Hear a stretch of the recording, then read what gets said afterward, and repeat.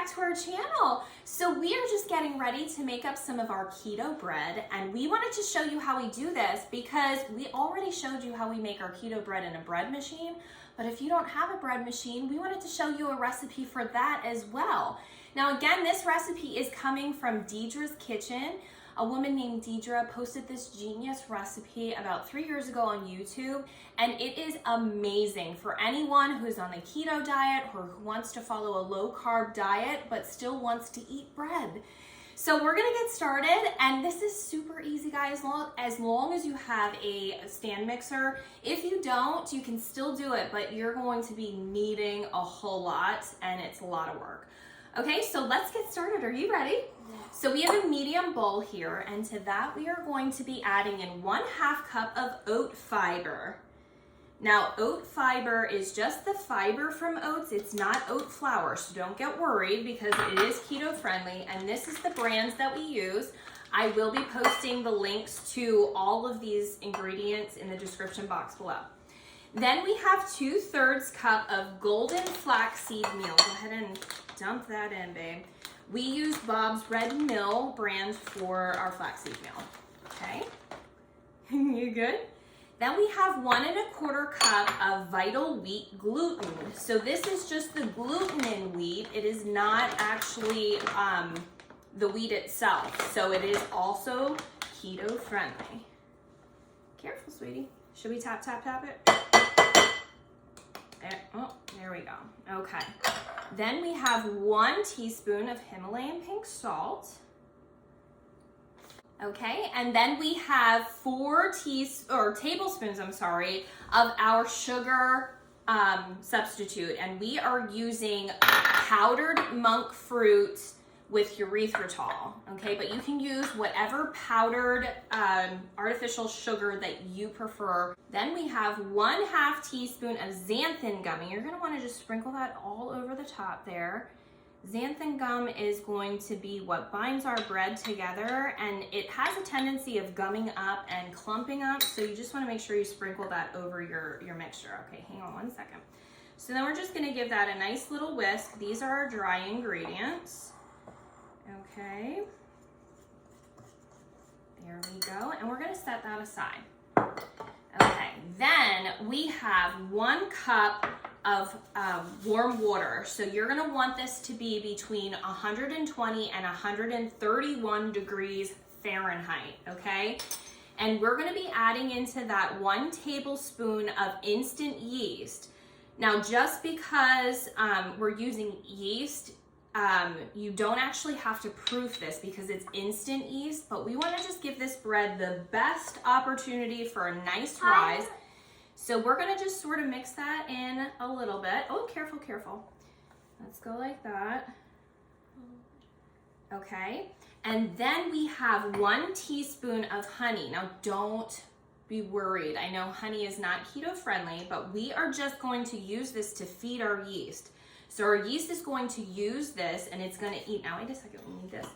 It's going to use this honey, and it's going to eat it so that it can help your bread to rise. Okay, can you squeeze that in here? So we got 1 teaspoon of honey.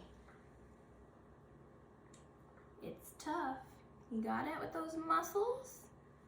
Okay, give mommy, I'll squeeze a little bit.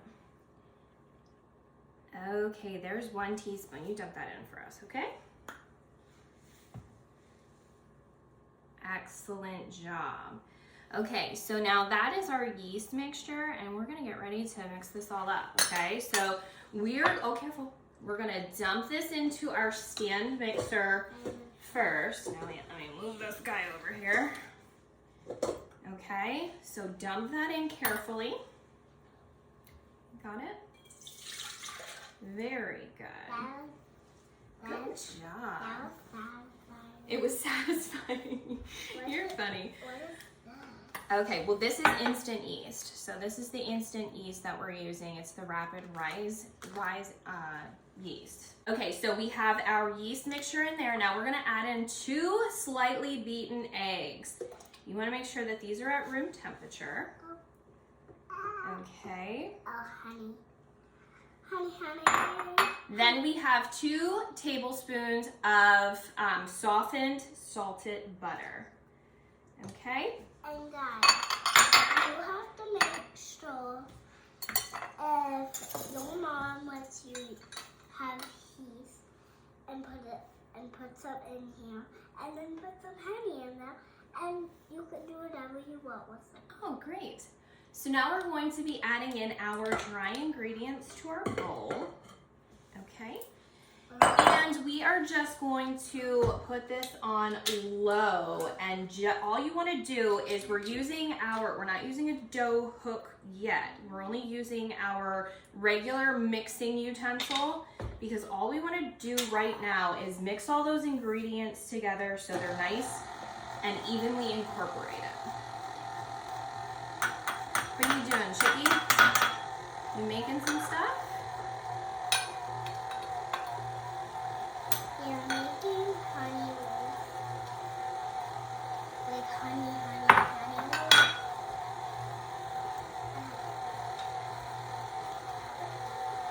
You okay? Careful, sweets.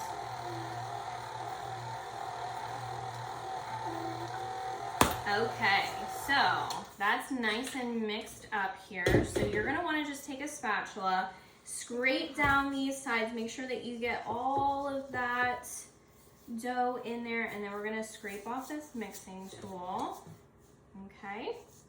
And we are going to set this aside and put on our dough hook, okay?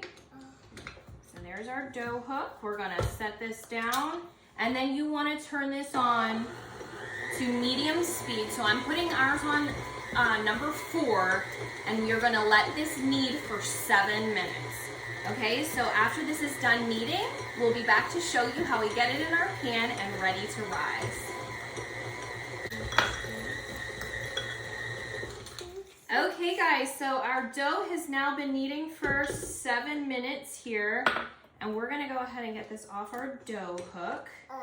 Okay, and as you can see, we have this nice stretchy dough here, and we are going to just take our loaf pan here. We have a 9-inch loaf pan, and you're gonna sort of just form this into the shape of your loaf pan and stick it down in there like this. Okay, so now I need your help, okay? Then we have some plastic wrap here. And what we're gonna do is we're gonna take our non-stick spray. Can you spray this for mommy? Of course I can. Thank you. Can you spray right across the top of there? Excellent job. All over. Can you get it? Oh, good. Okay, here, let me help you a little bit. It's a little slippery.